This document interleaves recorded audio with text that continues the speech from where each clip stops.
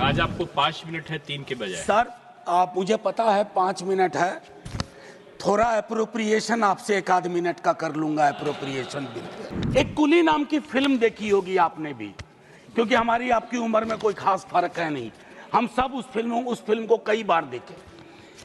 वो जो कुली की संकल्पना थी, आज उनकी हालत क्या है सर? कोई भी परमानेंट नहीं है सर, ना वो परमानेंट वहां है, ना ये लोग परमानेंट यहाँ है। ये बदलाव होता है। इजहार मोहब्बत से पहले बदनाम नजर हो जाती है। मैं दिल में इरादा करता हूँ, दुनिया को खबर हो जाती है। आज आपको 5 मिनट है 3 के बजाय। सर आप मुझे पता है 5 मिनट है, थोड़ा अप्रोप्रिएशन आपसे 1 आध मिनट का कर लूंगा। अप्रोप्रिएशन बिल पे माननीय वाइस चेयरमैन साहब, अब क्या कहूँ, आदत से भी लाचार हूँ। वित्त मंत्री साहिबा है नहीं, शायद एमओएस वित्त मंत्री होंगे। मैंने पहले भी बजट वाले अपने इंटरवेंशन में कहा था कि बजट बनाने वालों को आर्टिकल 39 सब क्लॉज सी के बगैर बजट नहीं बनाना चाहिए। अब ये आंकड़ा हमारे देश में कमोबेश सभी के पास है कि 10% लोग 78% तकरीबन संपत्ति पर उनका अधिकार है। क्या हमारे देश में प्रियम्बल के मद्देनजर यह व्यवस्था नहीं हो सकती कि 1% सुपर रिच को टैक्स करने का प्रावधान करें, ताकि हमारी बाकी नीतियां सुचारू रूप से चल पाए? हमारी प्राथमिकताओं में जो समूह है उसके लिए हम काम कर पाए। मेरी दूसरी गुजारिश आपके माध्यम से होगी कि पूरे देश में एक ललक है, एक आग्रह है जातिगत जनगणना के लिए, जिसके माध्यम से हमें यह पता चलेगा कि कौन कहां खड़ा है या कौन कहां बैठा हुआ है। फिर हमारा बजट प्रभावी होगा, क्योंकि हाल के दिनों में हमने देखा है अपने पड़ोस के एक देश में लोग बाकी कारकों के अलावा जो लोग आर्थिक प्रगति में अपना चेहरा नहीं ढूंढ पाए, वो सड़कों पर उतर आए और सत्ता बदल के रख दी। मैं समझता हूं हम लोगों को प्रिवेंटिव स्टेप्स लेना चाहिए।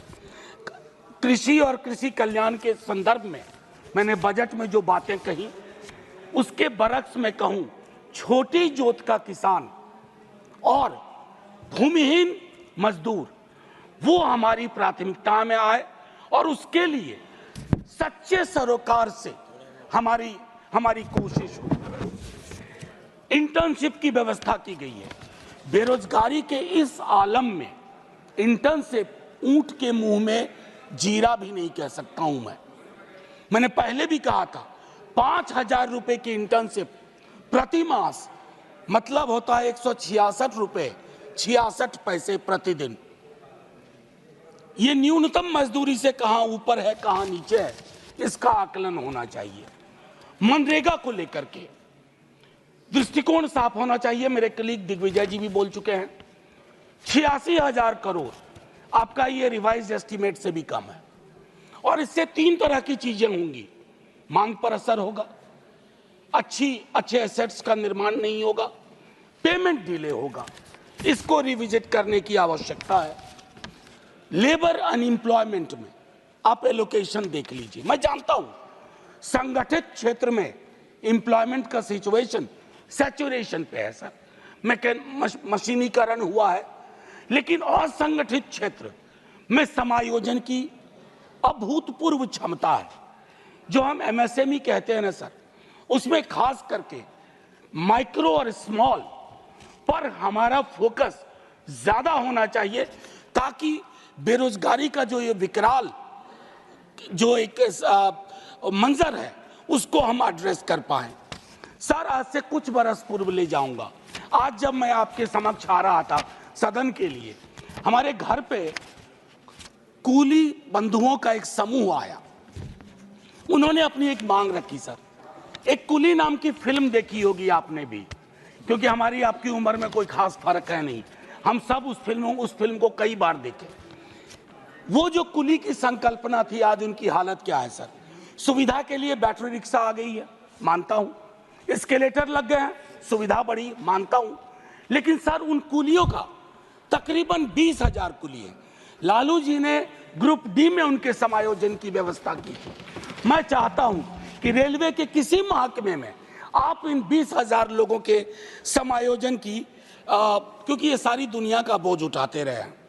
सर मैंने कहा था 1 मिनट एप्रोप्रिएट करने की कोशिश करूंगा। बजट एलोकेशन यूजीसी का अगर हम देखें तो वो गंभीर विषय है। सर हायर एजुकेशन के लिए जो नजरिया होना चाहिए उसमें मुझे कमी दिखती है। प्राइवेटाइजेशन से शिकायत अभी नहीं कर रहा हूं, लेकिन पूरी की पूरी हायर एजुकेशन का अगर आप पिरामिड देखें वो पिरामिड फ्लॉड है। उसको आपको बदलने के लिए मैं समझता हूं काफी कुछ करना होगा, इंक्लूडिंग रिसोर्स एलोकेशन।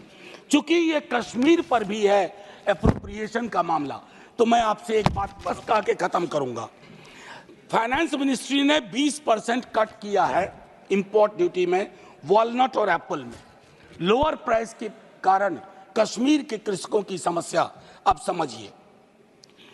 उसके अलावा जो स्लैशिंग ऑफ इंपोर्ट ड्यूटी है 70 से 50%, वो वॉशिंगटन एप्पल पे, यानी कि वॉशिंगटन का सेब, उससे कश्मीरी सेब उत्पादकों पे कितना फर्क पड़ा है ये फाइनेंस मिनिस्ट्री को समझना चाहिए।